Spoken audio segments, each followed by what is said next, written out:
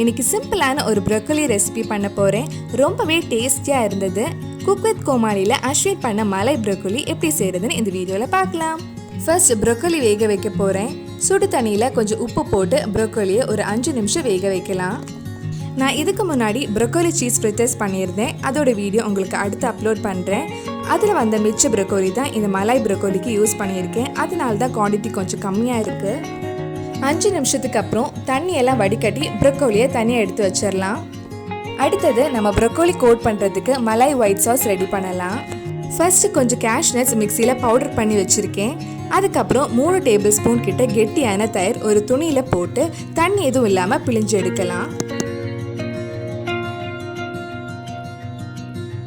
இந்த தண்ணி இல்லாத தயிரை மிக்சியில் போடலாம். இது கூட 2 table spoon fresh cream, 2 table spoon cheese add பண்ணுறேன். கடைசியாக 3 பல் பூண்டு, கொஞ்சம் உப்பு போட்டு இந்த மாதிரி நல்லா ஸ்மூத்தாக அரைச்சி எடுத்துக்கோங்க. இது இன்னொரு பவுலுக்கு மாற்றிட்டு இதில் 1/2 teaspoon oregano, 1/2 teaspoon chilli flakes add பண்ணுறேன். நம்ம வேக வச்ச ப்ரோக்கோலியை இது கூட நல்லா மிக்ஸ் பண்ணிவிட்டு ஒரு 5 நிமிஷம் இப்படியே வச்சிடலாம். ஒரு பேனில் 1 டேபிள் ஸ்பூன் கிட்ட பட்டர் ஆட் பண்ணலாம். பட்டர் மெல்ட் ஆனதும் நம்ம மலாய் ப்ரோக்கோலியை லைட்டாக 2 சைடும் ஃப்ரை பண்ணி எடுக்கலாம். இதுக்கு முன்னாடி நம்ம சேனலில் பண்ண குக் வித் கோமாளி ரெசிபிஸ் உங்களுக்கு பார்க்கணுன்னா அதோட லிங்க்ல டிஸ்கிரிப்ஷனில் இருக்கு.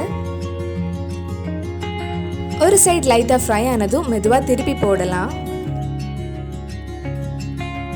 மிச்சம் இருக்கிற ஒயிட் க்ரீம் தேவைப்பட்ட ப்ரோக்கோலி மேலே கொஞ்சம் போடலாம். ப்ரோக்கோலி கொஞ்சம் ஃப்ரை ஆயிடுச்சு. இதில் இருக்கிற க்ரீம் எல்லாம் ட்ரை ஆனதுக்கப்புறம் ஆஃப் பண்ணிடலாம். இந்த மலாய் ப்ரோக்கோலிக்கு காம்பினேஷனாக ஒரு க்ரீன் சட்னி பண்ண போகிறேன். அதுக்கு ஒரு மிக்ஸி ஜாரில் கொஞ்சம் புதினா, ஒரு பச்சை மிளகாய், 2 பல் பூண்டு, தேவையான அளவு உப்பு, 1/4 டீஸ்பூன் ஜீரகம் எடுத்திருக்கேன். இது கொஞ்சம் தண்ணி ஊற்றி அரைச்சா சட்னி ரெடி ஆகிடும். கடைசியாக கொஞ்சம் கிரேட் பண்ண சீஸ் மேலே போடலாம். அவ்வளவுதான், டேஸ்டியான மலாய் ப்ரோக்கோலி ரெடி ஆயிடுச்சு. கண்டிப்பாக நீங்களும் உங்கள் வீட்டில் இதை செஞ்சு பாருங்கள். இந்த வீடியோ உங்களுக்கு பிடிச்சிருந்தா லைக் பண்ணுங்கள், உங்கள் ஃப்ரெண்ட்ஸ் அண்ட் ஃபேமிலிக்கு ஷேர் பண்ணுங்கள். வேறு என்னெல்லாம் ரெசிபிஸ் நம்ம சேனலில் ட்ரை பண்ணலான்னு கீழே கமெண்ட் பாக்ஸில் சொல்லுங்கள். மறக்காமல் நம்ம சேனலையும் சப்ஸ்கிரைப் பண்ணிடுங்க.